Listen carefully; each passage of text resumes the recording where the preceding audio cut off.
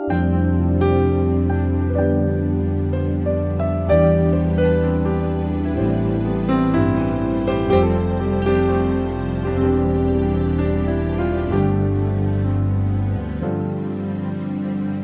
pagi Bapak Ibu, Saudara dan Saudari yang terkasih di dalam Tuhan Yesus Kristus. Kita berjumpa kembali dalam sapaan dan renungan pagi. Hari ini, Selasa 13 Mei 2024, bersama saya, Yulianti. Sebelum merenungkan firman Tuhan, marilah kita berdoa. Tuhan, kami bersyukur atas penyertaan Tuhan dalam istirahat kami semalam tadi. Terlebih kami bersyukur atas hari baru yang Tuhan karuniakan untuk kami jalani hari ini. Saat ini, kembali kami memohon kiranya firman Tuhan yang akan kami baca dan renungkan bisa menjadi penuntun dan penolong kami untuk dapat menjalani seluruh kerja, karya, dan pelayanan kami hari ini dengan baik. Dan kami boleh menjadi saksi bagi nama-Mu dalam setiap kata dan tindakan kami. Dalam nama Tuhan Yesus yang telah bangkit dan naik ke surga, kami memohon. Amin. Bapak, Ibu, Saudara, dan Saudari yang terkasih, firman Tuhan yang menjadi dasar perenungan kita pagi ini diambil dari kitab Kisah Para Rasul pasal 1 ayat 1 sampai 11.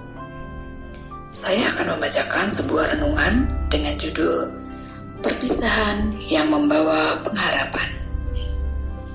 Bapak, Ibu, Saudara, dan Saudari yang terkasih, pada umumnya kita tidak suka atau merasa berat ketika mengalami perpisahan.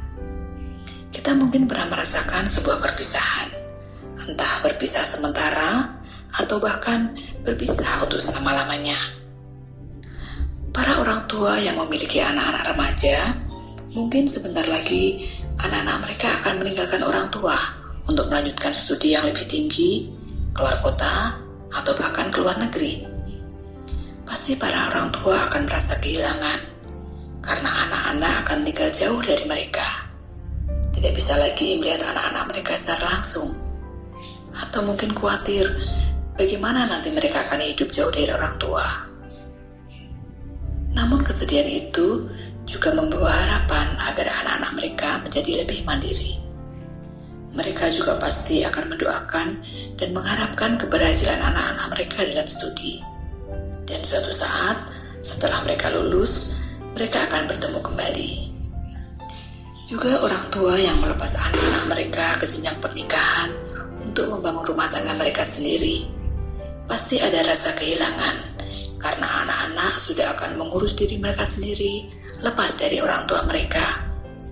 Sedih, namun bahagia, karena mereka akan menempuh kehidupan baru bersama keluarga mereka yang baru. Pun kita yang pernah ditinggalkan untuk selama-lamanya oleh orang-orang terkasih, mungkin itu adalah orang tua kita, pasangan hidup, teman, sahabat, bahkan anak-anak kita yang dipanggil Tuhan mendahului kita. Pasti rasa kehilangan itu akan lebih mendalam, karena kita tidak akan pernah bertemu lagi dengan mereka. Namun dalam kesedihan akan kehilangan orang-orang terkasih, kita di dalam iman tetap punya harapan bahwa di rumah Bapa nanti kita akan berkumpul dengan mereka kembali. Hal yang sama juga dialami oleh para murid dalam peristiwa diangkatnya Yesus Kristus ke surga, yang hampir sepekan yang lalu kita peringati. Murid-murid yang telah hidup bersama-sama dengan Yesus selama lebih kurang 3 tahun, merasa sangat sedih, takut, dan putus asa ketika Yesus ditangkap, disalibkan, dan wafat di kayu salib. Apalagi ketika 3 hari kemudian mereka mendapat berita dan melihat sendiri bahwa kubur Tuhan Yesus sudah terbuka dan kosong. Kemudian ada rumor yang diviralkan pemuka agama bahwa mereka, para murid Yesus, telah mencuri mayat Yesus. Benar-benar saat itu, para murid merasa ambyar, sedih, takut, dan putus asa campur aduk. Tetapi harapan mereka mulai muncul ketika malaikat datang kepada mereka dan memberitahukan bahwa Yesus sudah bangkit. Lalu pengharapan menjadi lebih besar dan mereka kembali dikuatkan ketika Yesus sendiri berkali-kali datang menemui mereka dan meyakinkan mereka bahwa itu adalah Dia sendiri yang telah bangkit dari kematian. Murid-murid menjadi percaya dan harapan timbul kembali karena mereka melihat bahwa guru mereka benar-benar adalah Tuhan yang berkuasa. Namun kebersamaan mereka tidak berlangsung lama, karena 40 hari kemudian Tuhan Yesus benar-benar meninggalkan mereka. Yesus naik ke surga, kembali ke rumah Bapa. Namun, benarkah Yesus meninggalkan mereka begitu saja? Ternyata tidak. Sesuai janjinya, murid-murid tidak akan ditinggalkan begitu saja seperti yatim piatu. Tetapi Tuhan Yesus menjanjikan penolong bagi mereka sebagai penggantinya, yaitu Roh Kudus yang akan turun ke atas mereka dan memperlengkapi murid-murid dalam melakukan tugas perutusan yang diberikan Tuhan Yesus setelah Ia naik ke surga. Seperti dikatakannya di ayat 8, "Tetapi kamu akan menerima kuasa kalau Roh Kudus turun ke atas kamu, dan kamu akan menjadi saksiku di Yerusalem dan di seluruh Yudea dan Samaria dan sampai ke ujung bumi." Bapak, Ibu, Saudara dan Saudari yang terkasih, ada pepatah mengatakan, di mana ada pertemuan, pasti ada perpisahan. Sebuah perpisahan memang seringkali tidak dapat dihindari, tapi perpisahan bukanlah akhir dari semuanya, karena perpisahan bisa menjadi awal munculnya harapan baru. Secara jasmani, Tuhan Yesus memang terpisah dengan para murid. Ia terangkat ke surga, meninggalkan para murid.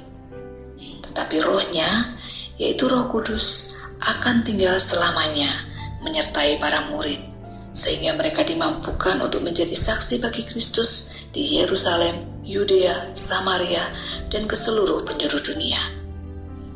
Perpisahan memberikan pengharapan baru bagi para murid.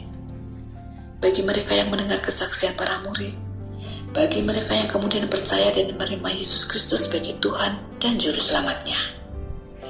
Marilah kita di sini yang sudah mendengar kabar baik itu dan percaya, juga mau meneruskan tugas untuk menjadi saksinya, sama seperti para murid, sehingga orang-orang yang mendengarnya juga memperoleh pengharapan yang baru.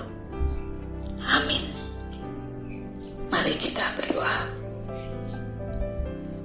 Tuhan, terima kasih karena atas pertolongan Roh Kudus, kami bisa mendengar dan menerima kabar baik akan keselamatan yang telah Tuhan karuniakan bagi umat manusia.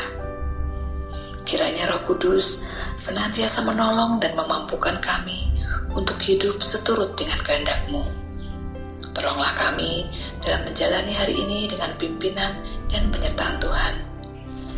Berilah kami hikmat untuk dapat memakai segala kesempatan agar kami bisa menjadi saksi Kristus melalui tutur kata dan tindakan dalam kehidupan kami. Dalam nama Tuhan Yesus, kami berdoa dan mengucap syukur. Amin. Bapak, Ibu, Saudara dan Saudari yang terkasih, selamat melanjutkan aktivitas hari ini. Tuhan Yesus memberkati.